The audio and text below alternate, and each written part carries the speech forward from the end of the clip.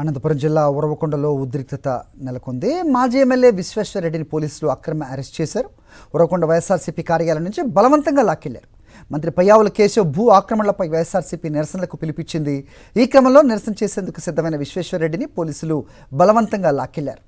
విశ్వేశ్వరరెడ్డికి సంఘీభావం తెలిపేందుకు వచ్చిన వైఎస్ఆర్సీపీ నేత రమేష్ గౌడ్ను కూడా అరెస్ట్ చేశారు.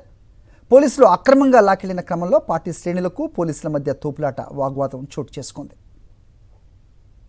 అటు పెనుకొండలో మాజీ మంత్రి శంకర్ నారాయణను హౌస్ అరెస్ట్ చేశారు పోలీసులు. గోరంట్ల మాధవ్ను పోలీసులు బలవంతంగా లాక్కెళ్లారు.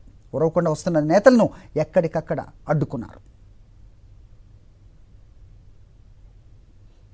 ఉరవకొండలో మాజీ ఎమ్మెల్యే విశ్వేశ్వరరెడ్డిని అక్రమ అరెస్టుకు నిరసిస్తూ వైఎస్ఆర్సీపీ శ్రేణులు రోడ్డుపై బైఠాయించి నిరసన చేపట్టారు. వెన్నుపోటు పార్టీకి వ్యతిరేకంగా నినాదాలు చేశారు. మాజీ ఎమ్మెల్యే విశ్వేశ్వరరెడ్డి, మాజీ ఎంపీ గోరంట్ల మాధవ్ పట్ల పోలీసులు వ్యవహరించిన తీరుపై వైఎస్ఆర్సీపీ శ్రేణులు ఆగ్రహం వ్యక్తం చేశారు.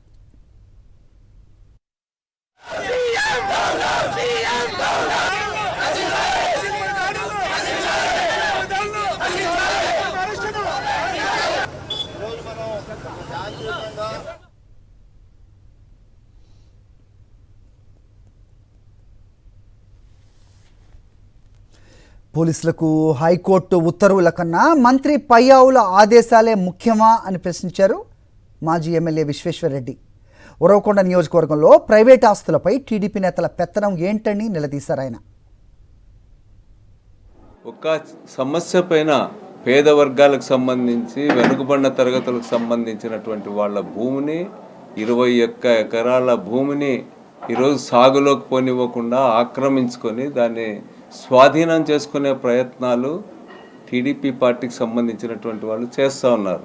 కింది స్థాయి రెవెన్యూ అధికారుల పైన ఒత్తిడి తెచ్చి రెండవసారి తమకు అనుకూలంగా ఏదో రిపోర్ట్ తెచ్చుకున్నారు. కానీ హైయెస్ట్ కోర్టు ఈరోజు ఇంజంక్షన్ ఇచ్చి స్టేటస్ కో మెయింటైన్ చేయమన్నా కూడా ఈరోజు బోర్లు పగులుగొట్టినారు, మోటార్లు పగులుగొట్టినారు. అయినా సరే ఇది అన్యాయం అని చెప్పి మేము మాట్లాడకూడదండి. కనీసం మోటార్లు పగులుగొట్టి పైపులు పగులుగొట్టి లక్షలాది రూపాయలు నష్టం చేసినటువంటి వాళ్లకు కేసు కూడా పెట్టరు, ఎఫ్ఐఆర్ కూడా పెట్టరు. ఈరోజు బాధితులకు వ్యతిరేకంగా మాట్లాడుతూ ఉన్నారు వాళ్ళంతా కూడా. మరిన్ని అప్డేట్స్ కోసం ఛానల్ ను సబ్స్క్రైబ్ చేయండి. నోటిఫికేషన్స్ కోసం బెల్ ఐకాన్ పై క్లిక్ చేయండి.